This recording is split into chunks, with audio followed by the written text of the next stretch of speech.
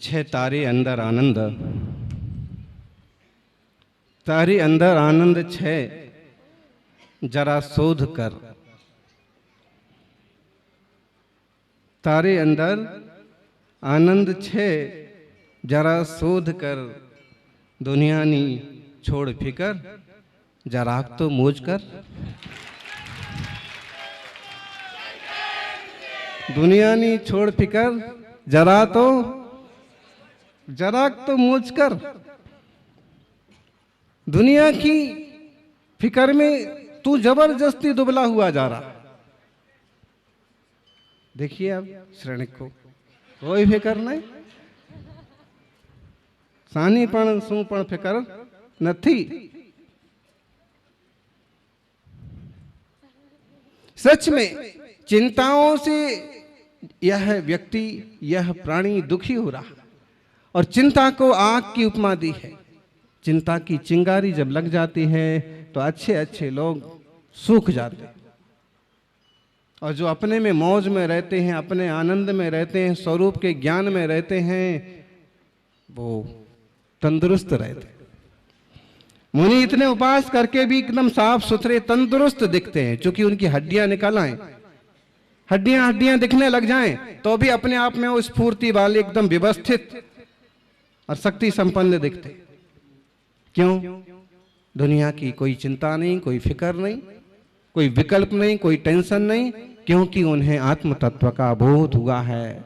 जब हम कुछ लाए नहीं तो लेके भी क्या जाएंगे, और जब कुछ लेके जाना नहीं तो सिर्फ जोड़ने की चिंता सामाटे।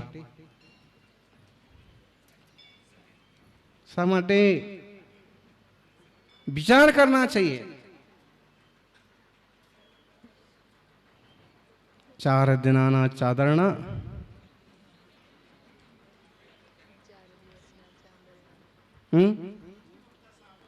झूठी ममता सामाटे।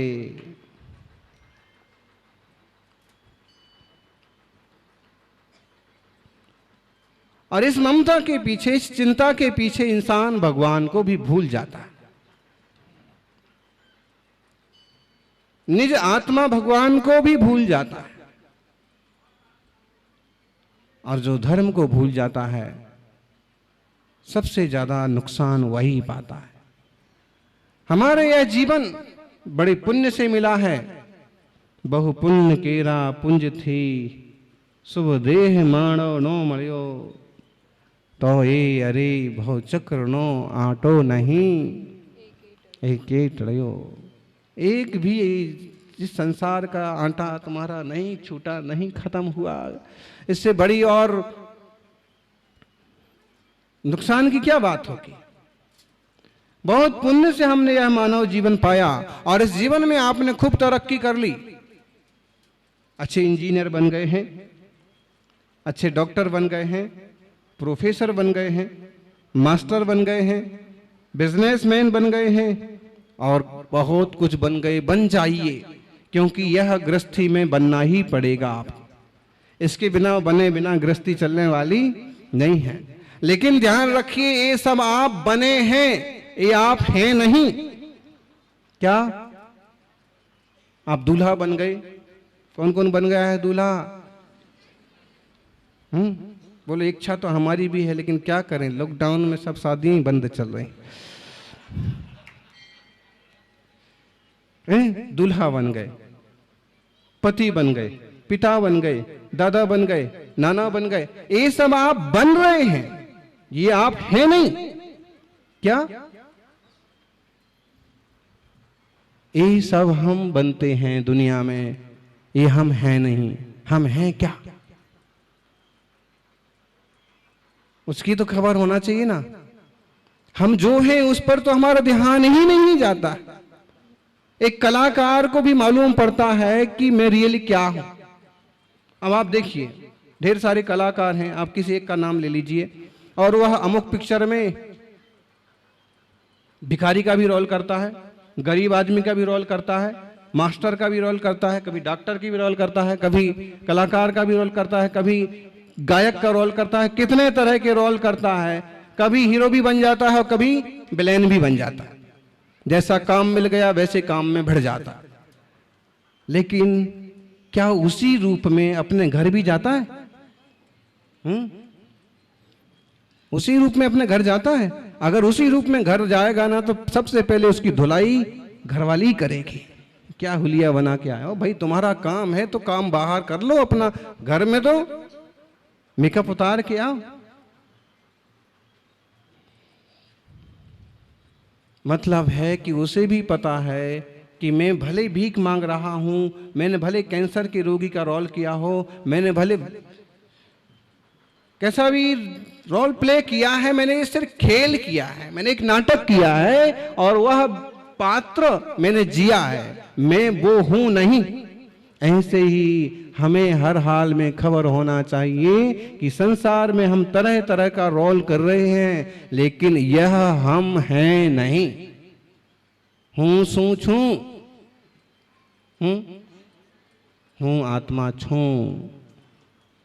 ज्ञान मारो स्वभाव छे, अनि हूँ परिपूर्ण छू। आ तत्वनो मार्ग भगवान महावीर बताव्यो छे। बरोबर छे? महावीर स्वामी ने सही सीधा रास्ता बताया है कि भाई आप जहां हो जैसे हो वो सब ठीक है, लेकिन उसके साथ साथ एक बात और समझ लो, व्यवहारणो भासदी जीवो देहो या हवदि खलो एको नदु निश्चयस्य जीवो देहो या कदापि एकट्ठो। आचार्य कुंद कुंद देव समय सार की 27 नंबर की गाथा में कहते हैं,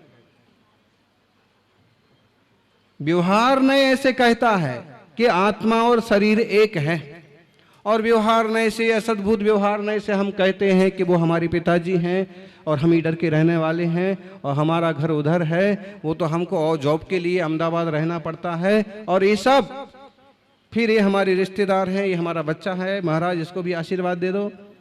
ये सब क्या है? ये असद्भुत व्यवहार नय से, व्यवहार नय से सारी चीजें हैं।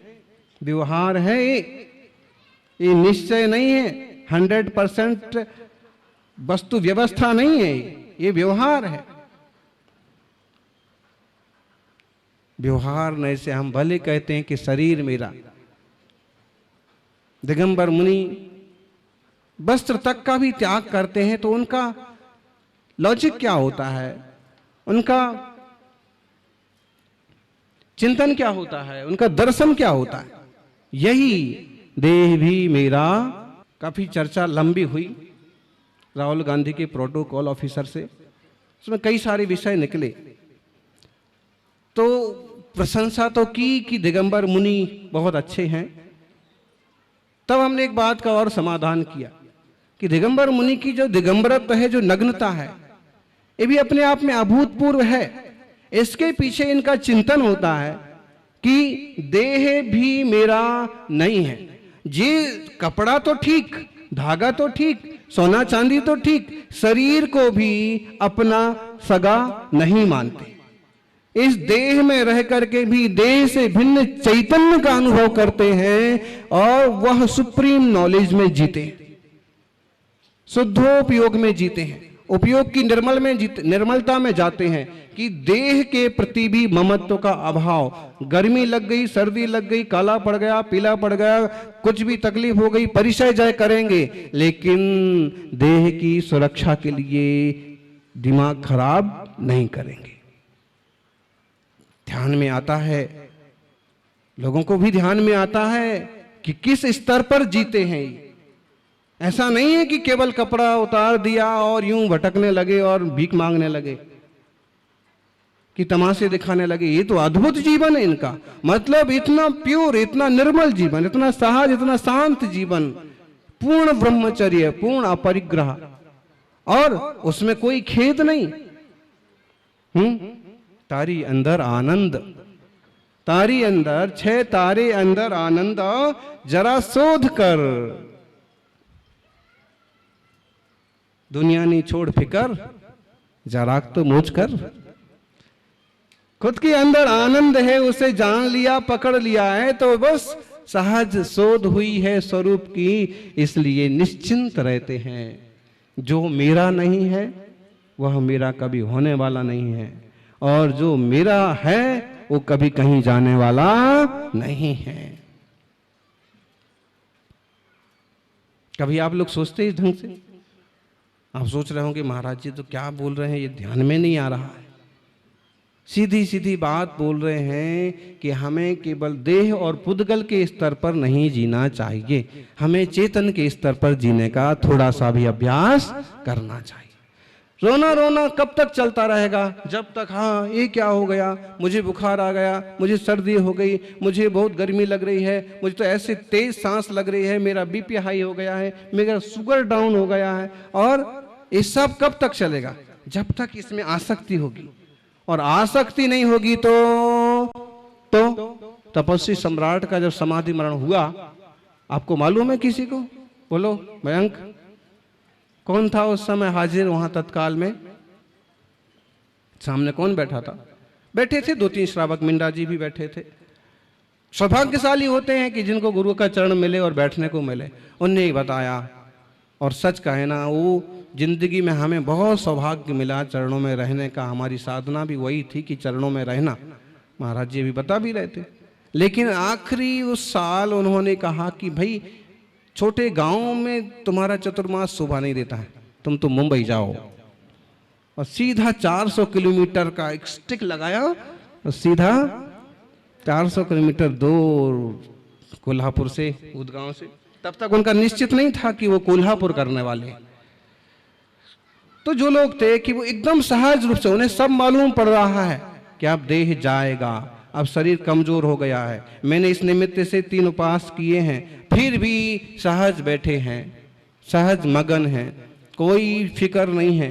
किन्हीं को कोई संदेश देना है, जरूरी संदेश दे दिए हैं, सबको कुछ इशारे कर दिए हैं, और फिर बस भगवान महावीर स्वामी की मूर्ति हमारे समक्ष, जो बाजू में दीवार के किनारे विराजमान है, उसको हमारे सामने विराजमान कर, और बस वैसे ही मुद्रा लगा के वैसे ही ध्यान करते करते। और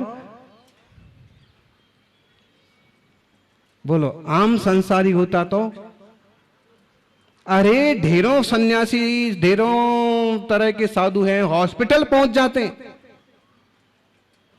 एक तो दिगंबर मुद्रा और इसकी महिमा है, और जो जानते हैं तो इस ढंग से देह जुदा, उसका चेतन जुदा, उसका अनुभव करते।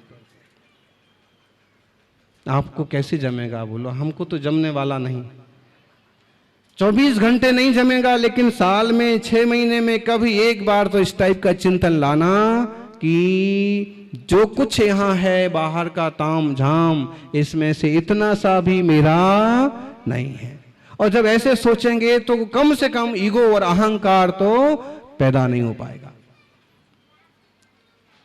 ईगो के कारण, अहंकार के कारण लोग आपस में भी नहीं मिल पाते। 2 चीजें हैं जो लोगों को आपस में नहीं मिलने देती। कौन सी 2 चीजें हैं? एक तो ईगो, दूसरी तोंद।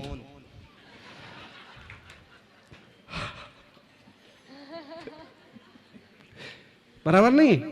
अगर उसकी इतनी बड़ी तोंद है और किसी से गले मिलना चाहे, और सामने वाले की भी इतनी बड़ी है, फिर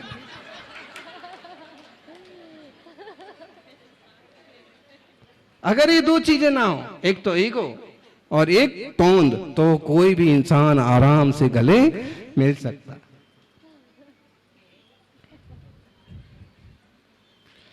अच्छा, जिसकी तोंद होती है उसकी अपनी बेचारी की मजबूरी है कि किसी से गले मिलना चाहे तो भी गला तक पहुंचता ही नहीं है, पहाड़ बीच में आड़े आ जाता।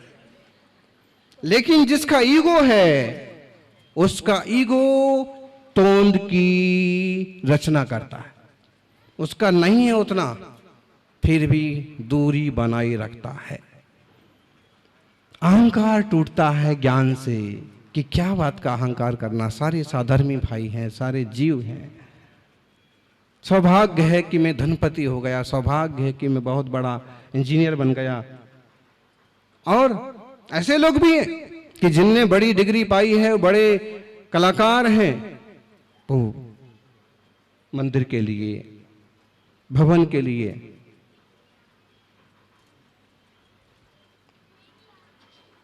बिना किसी मानदेय के निरंतर काम करते रहते। कुछ ऐसे वास्तुशास्त्री भी हैं, कहीं जिनालय का काम है तो भाई एक पैसा भी नहीं चाहिए, हमें बताइए, हम भगवान के मंदिर की सेवा करेंगे, रचना में सहयोग करेंगे। और कई सारे ऐसे धनवान लोग हैं कि यूं बंदी मुट्ठी देते हैं कि हमारा यह धन देवशास्त्र गुरु की सेवा में लगा दीजिए। कुछ लोग बोलते भी हैं लेकिन समझ जरूर रखते हैं कि कण मात्र भी, इसलिए चिंता नहीं करना, चिंतन करना। चिंता से चतुराई घटे, दुख से घटे शरीर। चिंता से चतुराई घट जाती है, दुख से शरीर घट जाता है।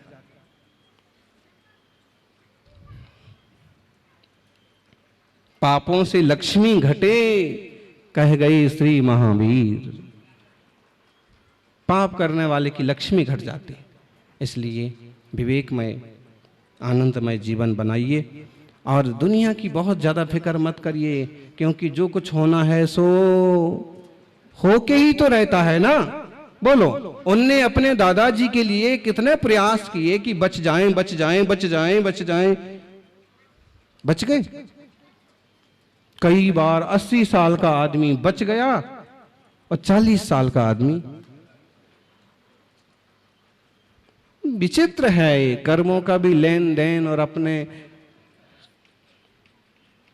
इसलिए चिंतामणि पारसनाथ भगवान के चरणों में एक शपथ लेके जाइए कि बहुत चिंता नहीं करेंगे। लेकिन आप कहेंगे महाराज जी इस पर बस ही नहीं चलता। हम भी खूब कोशिश करते कि चिंता ना करो, लेकिन पीछे वाली खिड़की से चिंता घुसी आती। जाप करने भी बैठो ना तो भी दिमाग में यही सब चलता रहता है। फिर भी अगर हम चिंतामणि के चरणों में रहेंगे तो हमारी चिंताएं जरूर दूर होंगी, जीवन मंगलमय बनेगा।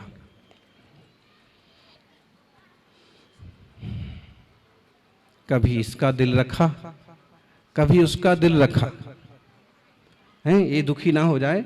कभी इसका दिल रखा, कभी उसका दिल रखा। इसी कसमसक में ये भूल गए कि खुद का दिल कहां रखा। कभी ये दुखी ना हो जाए तो इसकी पूर्ति करने के चक्कर में होता है कि नहीं। कभी ये दुखी ना हो जाए तो इसके बनाओ में, और कभी इसका दिल रखा, कभी उसका मन रखा, और इसी कसो मकस में खुद का दिल। यही भूल गए कि खुद का दिल, खुद का मन, खुद की शांति कहां रखी।